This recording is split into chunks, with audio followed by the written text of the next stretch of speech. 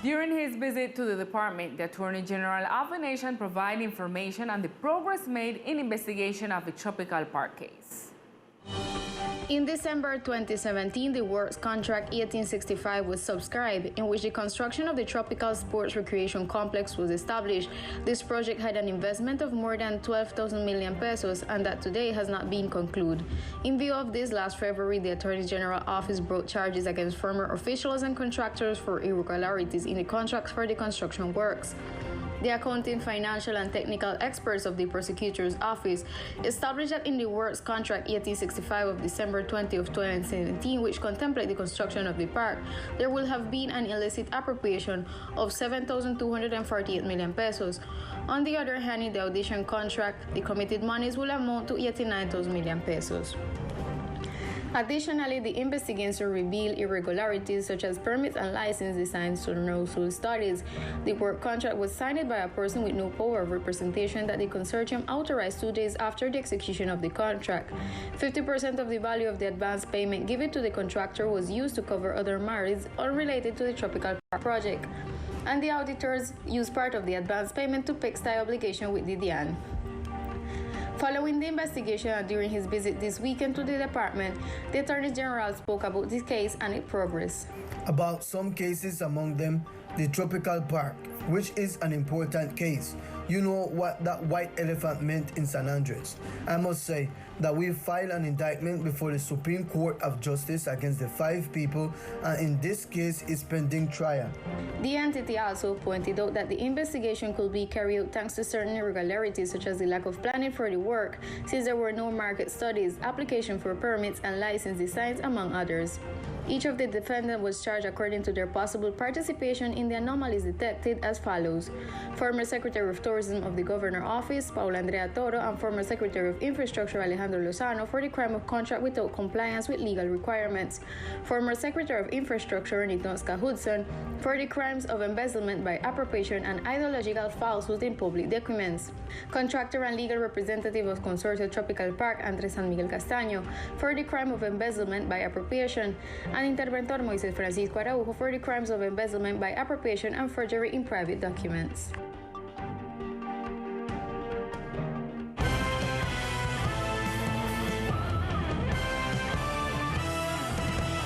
Cases of COVID-19 in the archipelago continue to increase. The COVID-19 intensive care unit is currently at 19% occupancy. The National Health Institute registered 38 new cases of COVID-19 in the archipelago today, a situation that worries the health authorities. During this day, there were no deaths due to the virus in the insular territory, but during the weekend, several deaths were registered, both in San Andres and Old Providence, due to the virus. Therefore, the Ministry of Health indicated that the archipelago is one of the territories with a high rate of contagion of coronavirus cases. Data from the departmental government showed that a total of 121 active cases throughout the archipelago. Added to this are the 38 new cases of today. On the other hand, there is 138 deaths that have been registered so far during the sanitary emergency in the islands. The occupation of intensive care COVID is at 19% occupancy. 6,998 people have been recovered so far during the pandemic. Data from the Ministry of Health as of November 6 indicates that a total of 89,838 doses have been applied in the archipelago. The national government invites the entire community to get immunized in order to avoid the 4th peak of COVID-19 infections. A recent report from the Ministry of Health places San Andres among the territories with the greatest progress in national COVID-19 vaccination plan.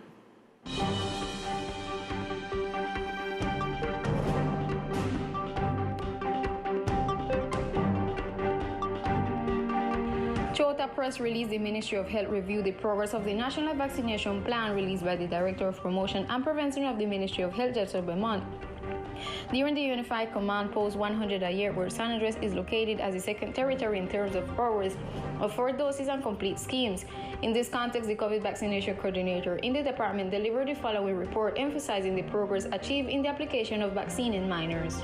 Del 31 de octubre al día de hoy hemos From October 31st to today, we have vaccinated more than 1,730 children, only in the age of 3 to 11 years old.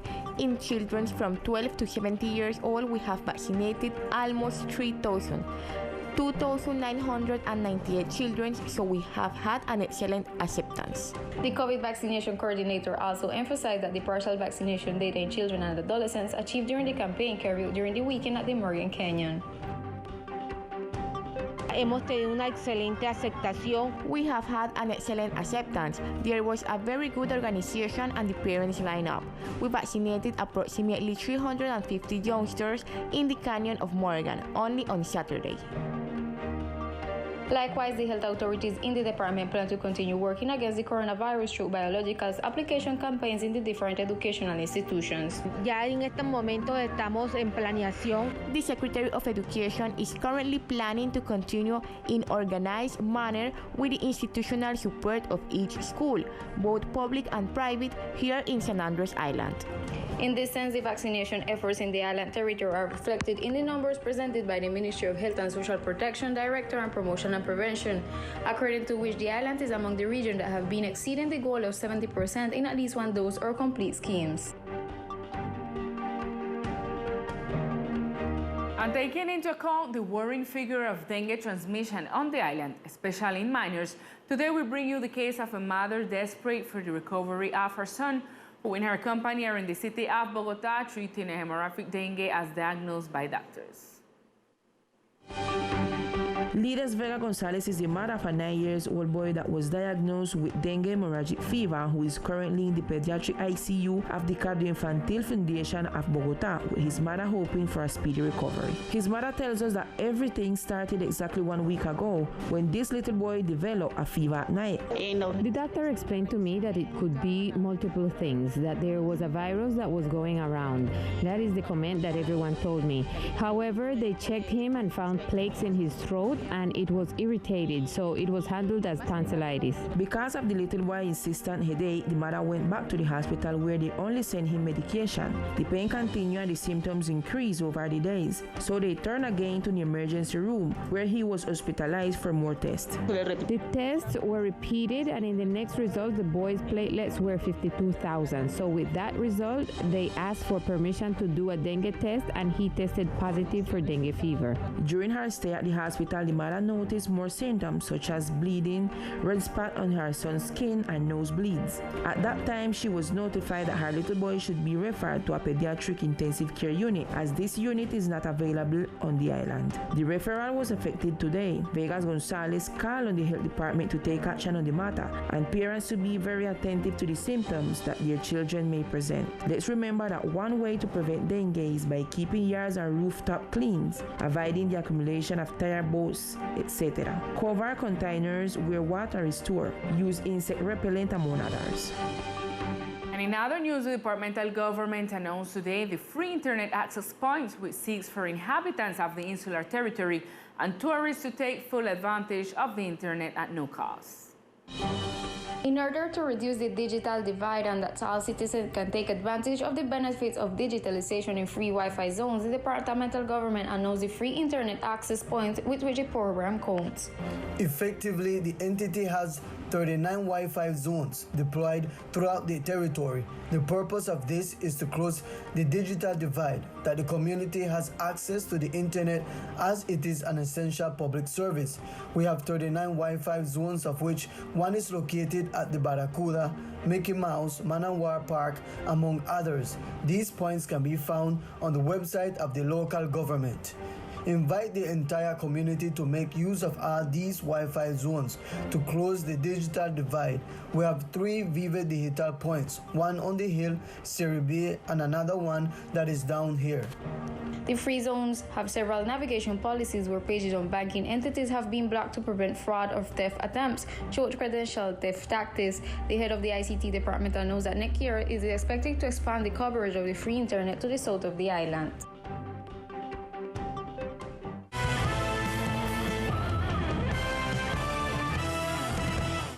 And this is a gray and gloomy day for the people of Old Providence due to the COVID situation in the municipality. The panorama leaves a new victim of the virus, which continues to increase. Several people with COVID had to be evacuated from the municipality after their health situation became complicated. The unofficial situation so far speaks of 68 active cases and one deceased elderly person. The community expressed their concern about the COVID situation in Old Providence. As you can see, the COVID-19 situation in the municipality is very difficult, and we have to know how to control it. We have to act quickly and as soon as possible. The situation is very serious and very critical what is going on here. If we have 60, 70 cases of people who get infected, that is plenty for Providence. And I invite each and every one, make we take care of each other. We have to take care of ourselves. We have to take this thing seriously. They think it's a joke, but we have to take care of ourselves, and that's easy. Wash our hands, use a mask, antibacterial, and take care of ourselves because the outbreak is serious. Even if we are vaccinated, we must continue to take care of ourselves. Some of the reconstruction workers expressed their concern since they say that cases are increasing every day. People are not taking care of themselves. Here it is rare to find people who wear masks. Many people who are on the street and are drinking and having fun do not feel the obligation to take care of themselves. Finally, the call is for protection and self-care. One time we hear say, one of we love one go, one of we neighbor, somebody from Providence dead with COVID. All of we get scared that time. But I notice after that, and 2-3 days pass, everybody start back in the same thing. And I then ask, especially the young people, stay home a little bit, just for a while. This thing no I stay forever, just for a while, stay home. And over the weekend, a fire occurred at the facilities of the Buena Vista Hill that left some sectors of the island without power for more than an hour. This past Saturday, an explosion was felt in the lower part of the hill known as Buena Vista, which houses the antenna used by two cellular companies, Claro and Movistar. From different places, it was possible to distinguish the reddish color of the flames emanating from the structure on the top of the hill. The alert was sent to the authorities about what was going on. I received a call that there was a fire in Buena Vista. I went to look, and from my house I started to see the flames. I alerted the firefighters so that they could arrive, and some contractors who worked there assembling an antenna also arrived, and the contractor and the police squad went up there, and they found out right then and there that a transformer had caught fire. The fire was controlled by the people who arrived at the site and used the fire extinguishers on the transformer that apparently had exploded. The transformer left the island without light. It left part of the island without light. I would never have believed that the light that was there depended on the light from the island's plant. I thought that they had an autonomous generator, but yes, the transformer burned out and left the island without light. Apparently, the event has also been affecting the cell phone signal on the island, particularly in the area covered by the Buena Vista antenna.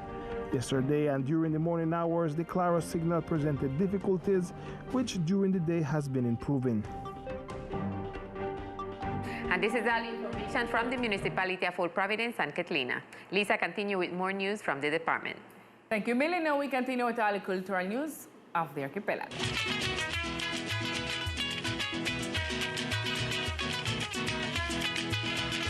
The House of Culture on the Hill continues to open its doors to new alternatives for the benefit of the island population.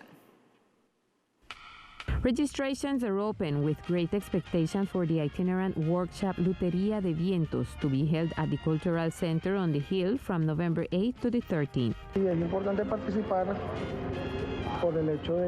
It is important to participate because there are going to be workshops on cleaning, how to do preventive maintenance on the instrument, how to take care of it with the salt, with the climate we have in San Andres, which damages the natural state of instruments because the simple fact that they get caught in the beach makes them deteriorate much faster. The workshop is also supported by the Ministry of Culture, the Incolmotos Foundation, and Batuta. And departmental administration seeks to form Departmental Cinematographic Council and invites the community to participate before registration closes. The Secretariat of Culture informs all interested parties that the registration for the application to the Departmental Council as Cinematography 2021-2023 is now open. The election will take place this November 10 at 9 a.m. at the Cultural Center on the Hill. On the local government webpage, you will find the requirements of the CAL along with the registration form. Documentation will be received until November 9th at 6 p.m. and may be sent through the email address published on the local government's webpage or in person at the offices of the Secretariat of Culture.